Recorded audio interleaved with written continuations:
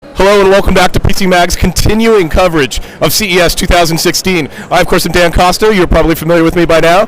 What you're probably not familiar with is Trey Kate, a representative from NASA who is going to explain what NASA is doing at CES, why there is this giant rocket here, and basically what the future of mankind is going to look like. Is that too big? That last part might be a little too big.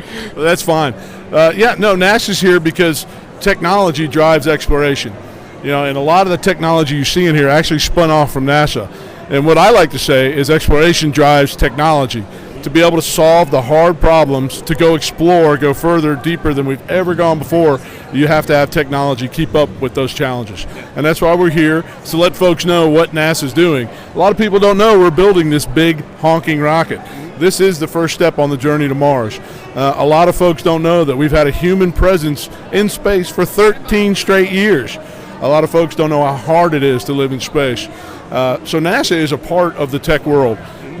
We are involved with the drones, the FAA, working on the drone highways. We're involved with earth science, looking down. We're involved with human science and how to live. So everything we do at NASA is related to tech in some way. And in this booth, you've got a number. We had to shoot next to the rocket because I wanted to shoot next to the rocket. But you've got multiple Oculus Rift setups, offering a number of different virtual environments. Obviously, people can't actually do that, or they will be able to do it from home eventually. So why don't you just talk a little bit about that VR experience? Okay, the first one is on the rocket itself. I do a lot of talking. I tell people this rocket's 322.4 feet tall, taller than the Statue of Liberty. And everybody goes, well, okay. So what we've done is created a virtual environment where they can actually go up 322 feet and look down. So then it really gives you an aspect of how large this rocket is and why we need such a large rocket, to get on the journey to Mars.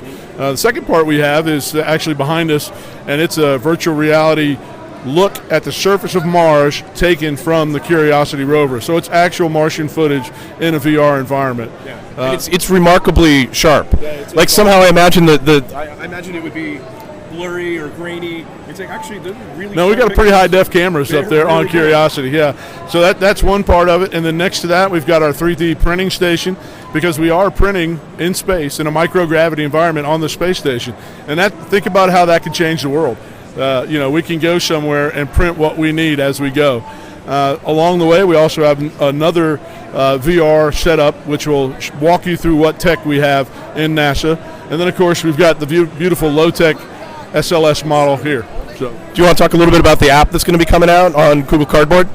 I'm actually not involved with that. Okay, let's not talk about that then. I do have another app coming out that's called Inspire, which will be on the NASA page. It'll be free and it'll walk you through everything space-related NASA has and all our vehicles. And that should be out within about 30 days. If we've got questions, shout them out, and I will do my best to get them answered. Especially about the future of mankind. Yeah, okay, I left that part out. We're saving that one up. But let me ask you a relatively controversial question. How do you see NASA's role going forward? We hear a lot about Tesla and SpaceX. We hear a lot about Virgin Galactic and all these private enterprises that are exploring space. But NASA's still a fundamental part of this process. Oh, no. Let's be absolutely honest here. We love what they're doing. And actually, we're paying for them to do it. We want them to take over low Earth orbit. We've been doing that for 35 years. So it's time for us to go explore. And that's why we're building this rocket. We want them to take over. The space station's 240 miles up. Our first mission, we're going 275,000. And ultimately, we're going 34 million. So we want to be the trailblazers to go explore, and then we want commerce to follow. It's always been that way. It's been that way with the railways. It's been that way with the Hoover Dam. It's been that way with the interstate systems.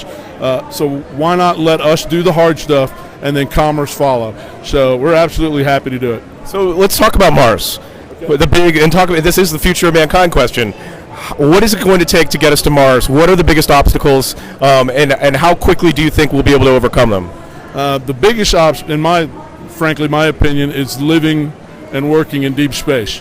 Our bodies are made for this Earth, and our astronauts, brave souls they are up there now helping us solve those problems. Enormous bone loss challenges, eyesight challenges, the head grows, it's all circulation challenges, and we're working through those problems now. And we have a target date of the 2030s to get humans to Mars, and I think we'll make it. You know, the Right Stuff did a great job of showing the challenges of just getting to space and the toll that took on astronauts.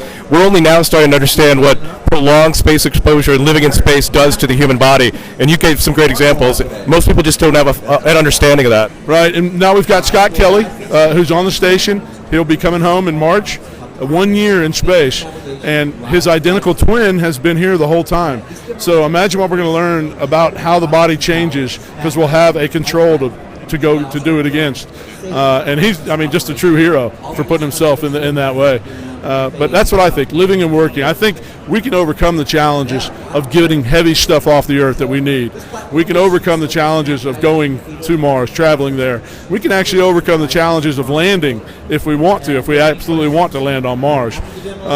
But staying alive along the way, I think that's one of our top priorities. Thanks so much for taking the time to talk to us. This has been Dan Costa with PCMag's continuing coverage at CES 2016. One of the most important booths at the show, the NASA booth. If you've got a chance, check out the website. There's a lot of information on that. Of course, we'll have more on PCMag, Geek.com, and Extreme Tech 2. Stay with us. We got more great CES coverage to come.